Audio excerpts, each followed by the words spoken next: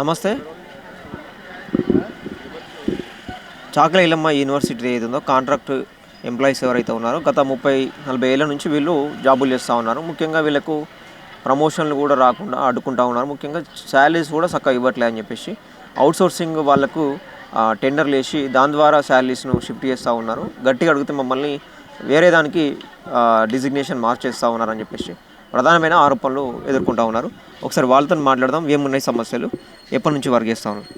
నమస్తే అన్న. నమస్తే అన్న. నా పేరు సమస్య ఏంటి? ఎప్పటి నుంచి వర్క్ చేస్తున్నారు మీరు? నేను ఇక్కడ గత 8 సంవత్సరాలుగా పనిచేస్తున్నా. మా సమస్యలు ఏంటంటే మొత్తం జీతాల సమస్యలు అన్న. మెయిన్ సమస్యలు. మా తర్వాత వచ్చిన వాళ్ళకు ఇష్టం ఉన్న జీతాలు ఇస్తుర్రు. గత 4 సంవత్సరాల నుంచి జరుగుతుంది ఇది.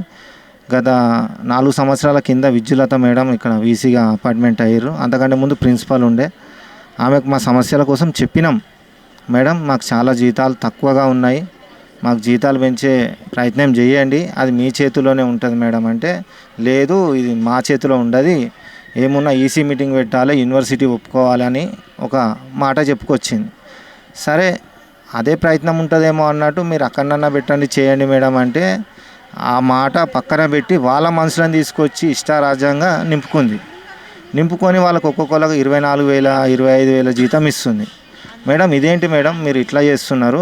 ఇంతకుముందుకు మాకు సమస్యల పైన వచ్చి జీతాలు పెంచమంటేనేమో అప్పుడేమో లేదు వినము, యూనివర్సిటీ వాళ్ళు చెప్పితేనే మేము పెంచుతామన్నారు. ఇప్పుడు మీరు మీ ఇష్టారాజ్యంగా పెంచుతున్నారు, ఇది పద్ధతి కాదు కదా మేడం. మేము అందరం ఇక్కడ దగ్గర దగ్గర ఒక 140 మంది పనిచేస్తున్నాము, మా సమస్యలను కూడా మీరు పరిష్కరించాలి, మాకు జీతాలు పెంచాలి అంటే చేద్దాం అంటూ ఆమె 2 సంవత్సరాలు 3 సంవత్సరాలు అట్లా గడుపుకుంటూ వెళ్ళింది.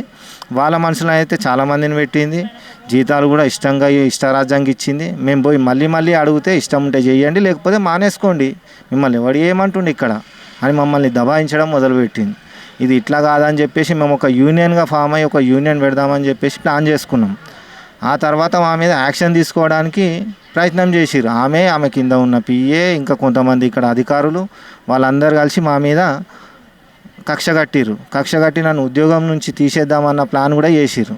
ఆ తర్వాత మేము ఏఐటీసీకి సంబంధించి వాళ్ళ బ్రదర్స్ని కలిసినాం, యూనియన్లను కలిసి ఇట్లా జరుగుతుందన్న, ఇట్లా యూనియన్ ఫామ్ చేసుకుందామంటే మమ్మల్ని తీసేద్దామని ప్లాన్ చేస్తున్నారు. మన స్టేట్ సెక్రటరీ స్టాలిన్ అన్న ఉన్నాడు, అతన్ని మేము కలవడం జరిగింది. ఆయనే స్పందించి వాళ్ళ మనుషులను ఒక 2-3 అన్న వాళ్ళని తీసుకొని వచ్చి వీసీతో మాట్లాడిండు. ఎందుకు ఆయన తీసేద్దామని చెప్పేసి అనుకుంటున్నారు అంటే, ఆయన ప్రతిసారి ఏదో మమ్మల్ని సతాయిస్తుండు జీతాలు అంటే, ఆయన అడిగింది తప్పేముంది మేడం, జీతాలు చాలా తక్కువనే పెంచమని అడిగిండు, దానికి తీసేసే అంత హక్కు ఎవరిచ్చిర్రు అన్నట్టు ప్రశ్నించిండు. దానిపైన వాళ్ళు సైలెంట్ అయిపోయారు. మరి యథావిధిగా నా ఉద్యోగం నేను చేసుకుంటున్న తర్వాత యూనియన్ ఫామ్ చేసినాం. ఆమె 2 సంవత్సరాలు అయిపోయింది, వెళ్ళిపోయింది. కొత్త వీసీ వచ్చింది మన సూర్యధనుంజయ్ మేడం, ఆమెకు కూడా కలవడం జరిగింది. మేడం ఇంతకంటే ముందు మీకు ఉన్న వీసీ మేడం చాలా కొద్దిగా మాకు సమస్యలను సృష్టించింది మేడం. ఇక్కడ ఇష్టం ఉన్న మందిని పెట్టుకొని వాళ్ళకి ఇష్టం ఉన్న జీతాలు ఇచ్చి, మేము జీతాలు అడిగినా ఎప్పుడు కూడా బడ్జెట్ లేదనడం, కాదనడం, కుదరదనడం ఇట్లా దాటేస్తూ పోయింది మేడం. మీరన్నా మా సమస్యలపై పరిష్కరించాలి, మీరన్నా దృష్టి సాధించాలని చెప్తే ఒకసారి 2 సార్లు పోతే బాగానే మాట్లాడింది. ఆ తర్వాత పోతే లేదు అంతే ఇష్టం ఉంటే చేయండి లేకపోతే లేదంటూ ఈమె మాట్లాడడం జరిగింది. ఇప్పుడు ఈ మేడం వచ్చిన తర్వాత చాలామంది ఎంప్లాయీస్ వచ్చిర్రు, వాళ్ళకి ఇష్టారాజ్యంగా జీతాలు ఇస్తారు. అవుట్సోర్సింగ్ అన్న పేరుని తీసుకొచ్చి చాలామంది ఎంప్లాయీస్ 2 years అయిందా? దగ్గర 2 years దగ్గరకు వస్తుంది.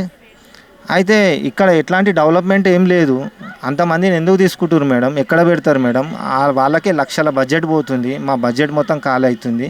అదేదో మాకు పెంచండి, మేము వర్క్ చేసుకుంటాం అన్నట్టు మేము మాట్లాడితే లేదు అది కుదరదు, అట్లెట్లా అవుతుంది, వాళ్ళు లక్షల రూపాయలు ఇస్తా అంటే కూడా ఇక్కడ ఉద్యోగం చేయని అంటారు, వాళ్ళకి అంత ఇచ్చుడు కూడా తక్కువనే, అంతనే ఇస్తాం, మీ ఇష్టం ఉంటే చేయండి లేకపోతే పోండి, అయితే గవర్నమెంట్ నుంచి బడ్జెట్ వచ్చినప్పుడు ఆలోచిస్తాం అని మాట్లాడుతుంది.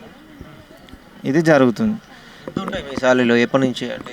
మేము 8 సంవత్సరాల నుంచి చేస్తున్నాం. మేము స్టార్టింగ్ మా శాలరీ 6,500 శాలరీ ఇచ్చినప్పుడు దాని మీద అవకతవకలు అని చెప్పేసి ఒక ఇష్యూ తీసుకొచ్చారు. మేడం ఎవరో మన ఇంతకుముందుకు ఒక రోజారాణి మేడం ఉండే, ఆమె అప్పుడు ఏదైతే గవర్నమెంట్ రూల్ ఉందో రూల్ ప్రకారం రూల్ ప్రకారం 6,000 6,500 7,000 జీతం ఇచ్చి మన ఎట్లా అంటే ల్యాబ్ అటెండర్లకేమో 6,500 ఇస్తుండే, మన జూనియర్ అసిస్టెంట్లకు 7,000 అట్లా ఇస్తుండే.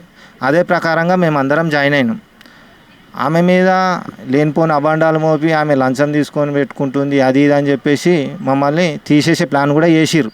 మన కొత్తగా అప్పుడు ఆ టైంలో వీసీ రవీందర్ యాదవ్ వీసీ అయిండు. తీసేసే ప్లాన్ చేస్తే మేము అక్కడికి వెళ్ళి బాగా కొట్లాడినాం.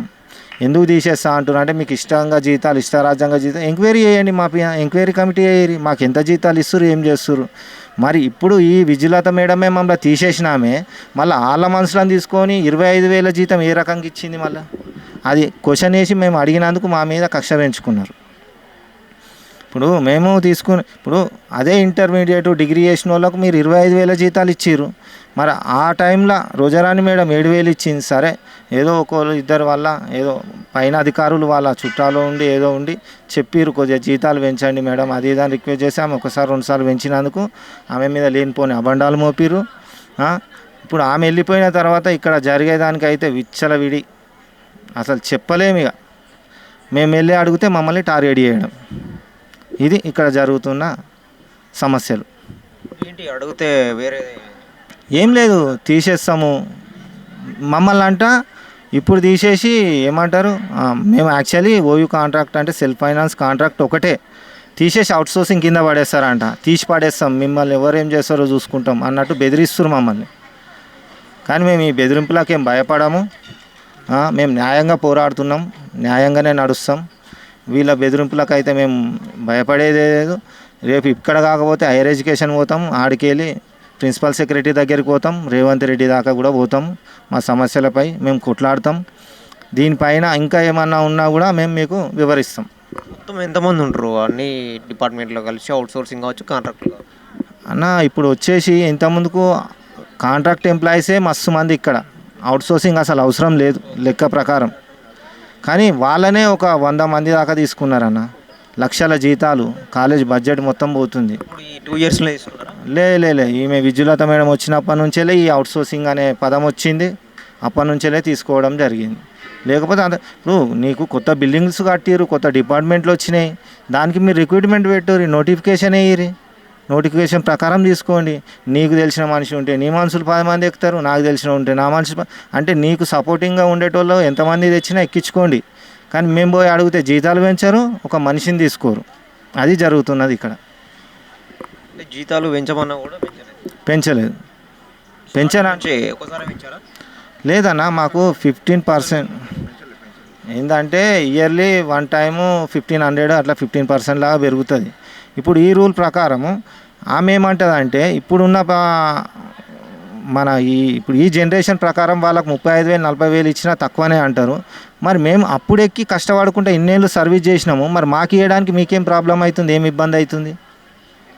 ఇప్పుడు ఎక్కిన వాళ్ళకు నువ్వు 35,000 జీతం 30,000 28,000 ఇస్తున్నావు. మరి మేము ఇన్నేళ్ళు ఎక్కువనే ఉన్నదా వాళ్ళకి? చాలా ఎక్కువ జీతాలు.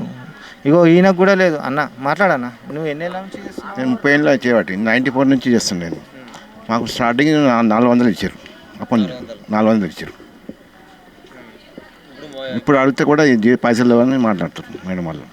ఈయన ఇప్పుడు 400 నుంచి చేస్తుండ అంటే ఇప్పుడు ఈయన జీతం 32,000 అన్న, 32,000 33,000 30 ఏళ్ళ నుంచి చేస్తుంటే అంటే ఆ జనరేషన్ ఈ జనరేషన్ కరెక్టే, మేము కాదంటలేము. ఈ జనరేషన్ రేట్లు ఎక్కువ ఉన్నాయి, ఎట్లా పెరుగుతున్నాయి, ఏ రేట్లు ఎట్లా బతుకుతాం, మేము ఇళ్ళ కిరాయి ఎట్లా కట్టుకుంటాం, రావడానికి పోవడానికి మా ఛార్జెస్ ఏంది. ఇంతకుముందుకు ఆమె రోజారాణి మేడం ఉన్నప్పుడు ఆమె పుణ్యాన బస్ పాస్ ఉంటుండే మాకు, ఆ బస్ పాస్ కూడా తీసేసిర్రు. యూనివర్సిటీ నుంచి ఆ మేడం మాకు బస్ పాస్ కూడా ఇస్తుండే. మా బాధలు మా జీతాలు తక్కువ ఉన్నాయని చెప్పేసి ఆమె సంవత్సరానికి 1,000 రూపాయల బోనస్ లాగా కూడా పెంచుతుండే. అట్లాంటి ఆమెను తీసేసి ఇప్పుడు మాకు లేనిపోని తలకాయ నొప్పి పెట్టి మాకు ఎన్నిసార్లు రిక్వెస్ట్ చేసిన, ఎన్నిసార్లు బతిమలాడినా మమ్మల్ని పట్టించుకునే నాదుడే లేడు. అసలు ఈ మహిళా యూనివర్సిటీ అంటే దీన్ని ఇట్లా గంప కింద కప్పిన కోడిలాగా అయిపోయింది.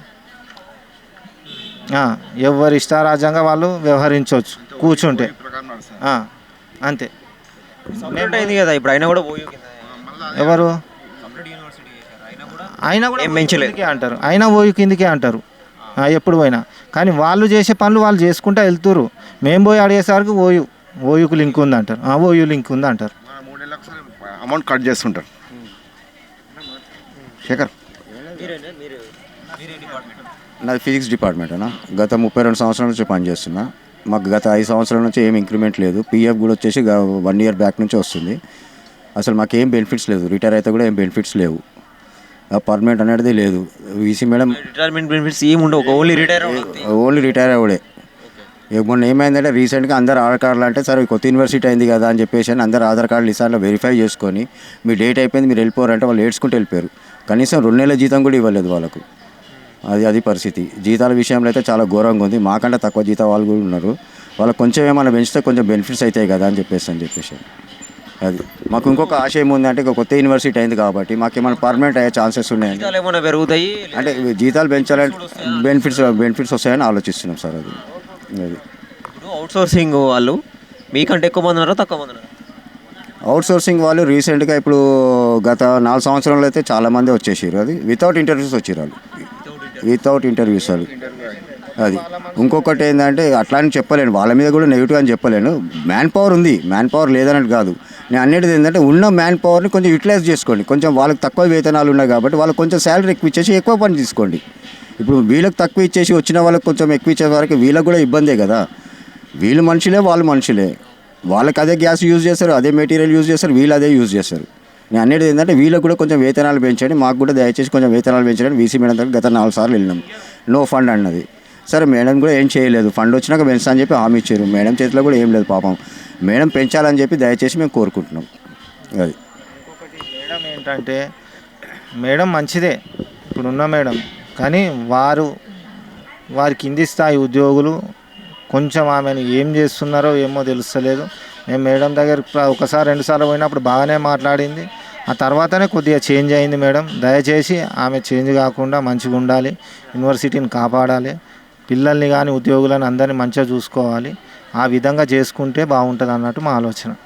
ఇన్ని సమస్యలు ఉన్నా కూడా ఈ ప్రధానంగా వినిపిస్తున్న సమస్య ఒకటి ఈ హాస్టల్ ఇబ్బంది ఉన్నది లేడీస్ అని చెప్పేసి, ఇది ఏం చెప్తారు దీనికి?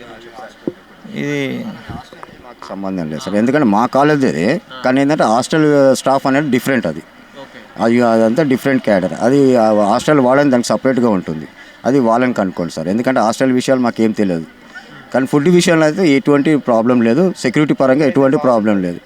మన ఇంట్లో ఫుడ్ వ్యక్తి ఎవరు మీ కాంట్రాక్ట్ అవుట్ సోర్సింగ్ వ్యక్తి, అతను అవుట్ సోర్సింగ్ వ్యక్తి తీసుకు అంటే వాడు వాని తర్వాత వినోద్ తర్వాత 2-3 తీసుకొని ఆపేసిరు. ఆ తర్వాత మొత్తం అవుట్ సోర్సింగ్ అని తీసుకొచ్చిరు. తను ఇక్కడ 4 ఇయర్స్ అవుతుందా, 4 ఇయర్స్ ఏమో అవుతుంది. ఇక్కడ కొన్ని సంవత్సరాలు చేసి మళ్ళీ ఏమైందో ఏమో అక్కడ పీజీకి హాస్టల్కి పంపించారు. సినిమా షూటింగ్లు జరుగుతున్నాయని చెప్పేసి ఇబ్బంది పెడుతున్నారని చెప్పేసి తెలిసింది. దాని గురించి సినిమా షూటింగ్ల గురించి ఎవరికి ఏం ప్రాబ్లం కాలేదు, ఇంతవరకు అయితే ఏం ప్రాబ్లం కాలేదు. గత నేను 30 సంవత్సరాలు చూస్తున్నా బర్త్ ఇక్కడ ఉన్నా, కానీ సినిమా షూటింగ్ల గురించి ఎవరికి ఏం ప్రాబ్లం కాలేదు. షూటింగ్ వాళ్ళ వర్క్ వాళ్ళు చేసేసుకుంటారు, మా క్లాసెస్ మాకైతే. కానీ ఏంటంటే పీక్ మూమెంట్లో ఏదైనా ఎగ్జామ్స్ ఉన్న టైంలో కొంచెం వైండ్ అప్ చేస్తే బాగుంటుంది, అది కొంచెం ప్రాబ్లం అంతే. ఎగ్జామ్ టైంలల్లో తీస్తే చాలా ఇబ్బంది అవుతుంది. ఆ విషయం కూడా మాకు ఇన్కమ్ సోర్సెస్ అది కొద్దిగా అది